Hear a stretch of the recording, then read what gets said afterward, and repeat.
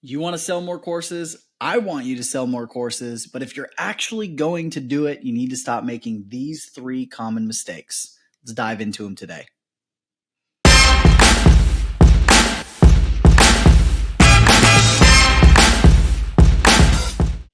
Howdy and welcome to the Laptop Empire Show. I'm your host, Mike Yanda, and today we're going to talk about three common mistakes that will destroy your ability to sell online courses.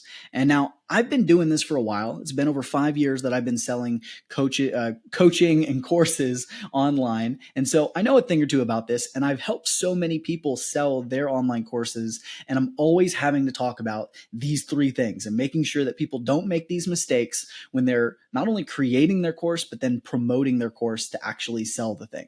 So we're going to dive into them today. They're super simple things. Like, this is one of those things, if you watch this video and you write down these three things and you just make a little bit of effort not to do them, you're going to make so many more sales. All right. So let's dig into number one. Yeah, seems completely no-brainer. I get it, but you have to have a good offer. If you don't have a good offer, you're going to be dead in the water. And I totally just messed up those words. That's okay. We're going to keep rolling. Okay. So you've got to have a great offer, and you need to make sure that you're selling something that people actually want. Like, there has to be a desire for the thing you're selling, and your online course has to fulfill that desire. It has to help people achieve whatever that outcome is that they want. And so just because you know a thing, you're good at doing something, or you are very knowledgeable about something, doesn't necessarily mean it's going to be a good offer. But that doesn't mean that it's not either. Like, sometimes you just have to package it in a way that's going to be valuable to people and that they're going to want. You have to find what that angle is, and it takes a little bit of thought. Now, my main course here at Laptop Empires, the Facebook Side Hustle course, is a really great example of this, right? I had sold other Facebook courses in the past that were teaching people the technical things about how to set up and run Facebook ads to achieve various purposes, but none of them were as successful as the Facebook Side Hustle course has been. And the reason is because of the offer and the angle. The Facebook Side Hustle course isn't a course teaching you how to run Facebook ads. It's not even a course teaching you how to run Facebook ads for local brick and mortar businesses, which is technically what we are teaching in the course. It is the stuff that we're teaching them. No, the Facebook Side Hustle course is how it's teaching people how to provide a specific service that can earn them $1,000 to $2,000 per month per client. Okay. It's about the outcome. It's about creating a side hustle. It's a low time investment and is highly profitable and is easy to do, even if you cannot handle technology like me. Believe me, I'm horrible at it, can't handle technology, but I've still done very well with this, right? And so you can see the difference there. If I was just saying, like, hey, I'm going to show you how to create Facebook ads for local brick and mortar businesses like gyms and dentists and restaurants and things like that, if people were looking for that, they would buy it, right? It would make sense. But by packaging it the way we have and saying, like, look, if you're wanting to earn an extra $1,000 to $2,000 per month and a couple hours per week, this is the most profitable side hustle you're going to find with the highest earning for the least amount of time. And that side hustle happens to be providing Facebook ads for these local brick and mortar businesses. Okay. The packaging, the offer is completely different. And if we had not gone with that style, if we'd not packaged it in that way, it wouldn't have sold, or at least it wouldn't have sold as well, right? So it's all about that offer and thinking about what people really want. And if you do have a good skill, or you know something that you can teach and you think can do very well, really think about how can you really label that? Like, how can you change it to make it more appealing to more people, or at least to the people in your niche, so you can stand out, against all the other courses, like all the other bajillion Facebook ad courses in the world. So mistake number two is you're putting way too much of a focus on the features of the course or the coaching or whatever it is that you're providing. And this is probably the most common mistake that people are making out of all of them. I have it number two, is it makes sense in an order. The offer is just so important. But the thing people really screw up is after they create the thing, they start selling it. They start talking about all the features. Oh, you're going to get access to a supportive Facebook group, a family of like-minded people trying to achieve the same goal. You're going to get access to our, video tutorials. And we have 60 videos, broken up into 8 modules teaching you blah, blah, blah, blah. That stuff doesn't sell. So when you're putting together everything that you're going to use to promote your online course, this is when you have to be careful. When you create that sales page, you're creating your marketing materials for social media, you're going on video or podcast or creating any kind of content where you're promoting the online course, you've got to focus on the outcome and not the features of the program, because people don't care. They don't buy on logical, it's not logical decisions. They're not looking at one person's and another person's and comparing all of the different features. They're buying based on emotion and based on this need to fulfill a desire to achieve that outcome, whatever it may be. And so you want to kind of play on that. You want to focus on those emotions. And so I think the best way to do this is when you're creating, let's say you're on a sales page and you're creating bullets, right? We talk about this in anything. If you're doing a landing page, a sales page, anything where you're doing copy and you're doing bullets, you're going to put the features, right? Like when you join, you're going to get boom, boom, boom, boom. But then you need to explain the benefit. Bullet should always be features and benefits. You need to explain why it's important. And that's the question you ask yourself, right? You think about when you say, this is why you should buy this thing, and that's the feature, then you need to ask yourself, why is it important? And then say it. So if you were doing something like, I'm going to go back to the health and fitness niche. If you were saying like, we're going to provide you, 6 weeks of meal plans, that's a feature. Okay, that's great. 6 week of meal plans. Now you have to ask yourself, why is that important? And then you're basically just saying, here's the feature. You say because, and then you explain the why. We're giving you 6 weeks worth of meal plans. That way we can take all of the thinking out of the dieting process. You'll know what to eat, when to eat it, how much to eat, and they're going to be easy to make recipes that taste delicious so that you don't have to worry about what to get at the grocery store, when to cook, how to do it, or if you're going to lose weight, because you're going to enjoy these recipes and the weight's just going to fly off. Big difference there, right? And that was a little wordy. You might want to make it a little smaller, but the idea is if you can focus on the why something is important, that benefit, that's going to help you turn those features into benefits and sell better. But at the end of the day, you really have to focus on that outcome, not just the way you're delivering the thing. People don't necessarily care how you deliver it, right? They care about getting that thing. They care about losing weight, not about the particular diet they follow. Got it? Cool. Next thing.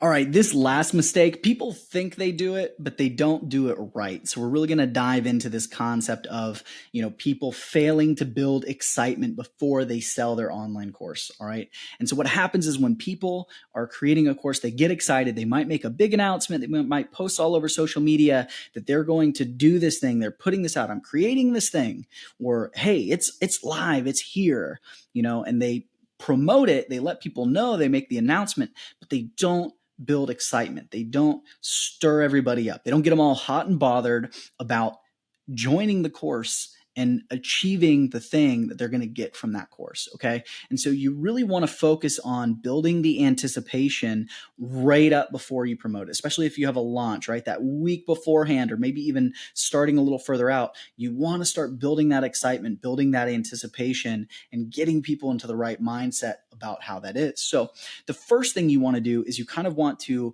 set the stage. You want to lay the foundation and start kind of shifting beliefs a little bit, right? So I'm going to go back to the Facebook Side Hustle course and talk about how we did this when we first were promoting that, right? So my business partner, Bobby, has a blog, Millennial Money Man. And so specifically when we were focusing on how we were going to sell it to his audience, we were thinking about who are these people and what do they need and what's going to get them excited, right? And the people that are in his audience, they're trying to save and pay off debt, and they're making good personal finance decisions. That's why they're following a personal finance blog. And the idea behind the course was, let's help them make more money so they can achieve those financial, goals faster. But we had to lay that foundation. And so he started talking more and more about his belief that if you started a side hustle and you were earning extra money, then you could pay off your debt faster. You could, set aside more money for emergencies or in savings. You could invest more money into your retirement. You could set aside more money for vacations or whatever, right? And started talking about that idea without really presenting the solution. So So he's laying that foundation. Here's this idea. Instead of just thinking about only saving, only scrimping, being more frugal, think about earning more, right? Instead of just making a dollar stretch, think about how to make more dollars, right? So you need to kind of lay that foundation, whatever it is leading up to your idea, and start putting that out there into your audience. Then you need to talk about the actual opportunity, right? You need to talk about what it is that you're selling, what you're trying to help people, provide, and start answering questions about it, hyping it up, giving some teasers. So we started talking about what the Facebook side hustle was and why it worked so well, how much you could earn, how easy it was to start, all of these different things, building it up, showing examples, how we'd done it.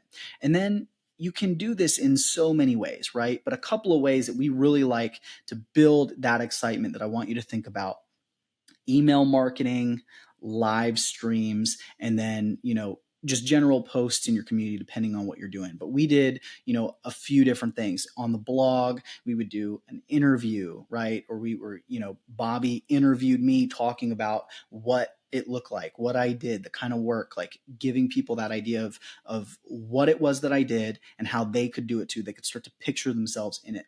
We would do live streams so that way we could answer questions and get people excited, and we would be very excited and we'd talk about it, and here's all the things you could do. And as they would send out questions, we would answer them and overcome those objections and start getting that information out. And it was also great research, right? We were able to take that information, take those objections, and work them into our sales page to make it more effective. But we were building excitement when people were seeing all of the posts, all the comments on posts, and all the comments on live streams and questions, and other people were thinking like, oh, wow, this is a great idea. This is really cool. The excitement builds, right? You're building social proof, because if one person thinks it's a good idea, maybe you think it's a good idea, but you're afraid to say it, but then you see 3 other people and they're like, this is a great idea. Then you're like, oh yeah, I think it's a great idea too. Instead of being, there was one skeptic, they'd be like, oh, maybe I shouldn't say that I like this thing. So you could put that out there and really start get the conversation going in your community, whether it's your Facebook page, your YouTube channel, your blog, your Facebook group, like your Instagram, like whatever it is that your audience, wherever they hang out and they do things. And then the next part is that email. I love email marketing. We talk about it so much, but you can really use email marketing to kind of drive this. And we do it for ourselves, or if we do an affiliate, like if an affiliate is promoting our course, we'll go in 2 or 3 weeks prior and they'll start talking about things like why they believe in side hustles. They might send, hey, I've got this great podcast. I'll send them to our podcast, an episode where we talk about why we believe everyone should have a side hustle. Right? 5 reasons why we believe everyone should at least attempt to have a side hustle. And so they'll send them there as a piece of content, but now they're getting to know us. It's building, we're building it up. And then he comes in and that affiliate might go, okay, now I'm going to talk to, maybe they interview Bobby about this actual side hustle on their YouTube channel or something, right? Whatever their platforms are, they start talking about it and taking people from the starting idea of you should have a side hustle, or I love side hustles, to you should have a side hustle, to here's a side hustle I think is really cool. Oh, by the way, they teach you how to do it. They're going to provide this outcome in this course, and then they promote it and they go in and we start doing the emails. All right. So, but you got to build that excitement, and it's about doing those things and laying those foundations and creating the excitement through content before you even launch the thing. And then when you're doing your email marketing, you're promoting it, or your ads, or whatever it is that you're doing to promote, that you really have to ramp it up. And so you'll see, if we're opening our course from Thursday to Sunday, we're actually going to be emailing Monday, Tuesday, Wednesday, and starting to kind of build the tension, build the anticipation, the excitement. That way, when we finally open the cart, we get a big surge into the cart, and then we keep ramping up that excitement all through it by offering bonuses or showing testimonials or painting the picture of the opportunity. One of my favorite emails we've done for that personal finance audience was like, here's 7 things that you can do for your personal finances with an extra $1,000 to $2,000 per month. And it was ideas like putting more into your investment accounts, paying off your student loans, setting aside money for your kids' college, saving for retirement, like all these different things. It was very cool. And it helped people to like just picture what they could achieve, like what could actually happen. So you've got to build that excitement. All right. So that's it for today. Those are 3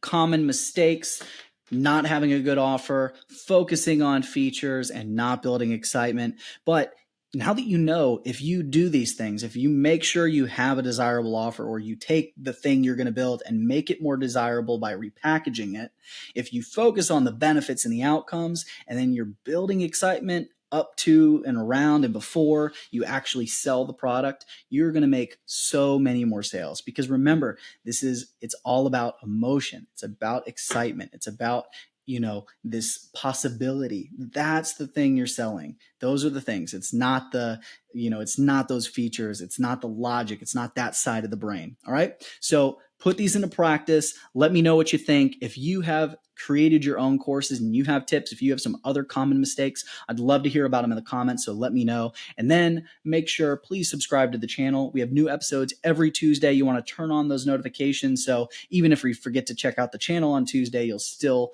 be notified by YouTube. Go watch our newest videos. We're going to be talking a lot more about course creation content here in the near future, because a lot of you are asking about creating online courses and making those kind of passive sales while you sleep, where you create this product, it's done, it's helping people forever, and then your job is just kind of sell it. So we're going to talk more and more about this, but you're going to miss that if you don't subscribe, so make sure you do it. See you next time.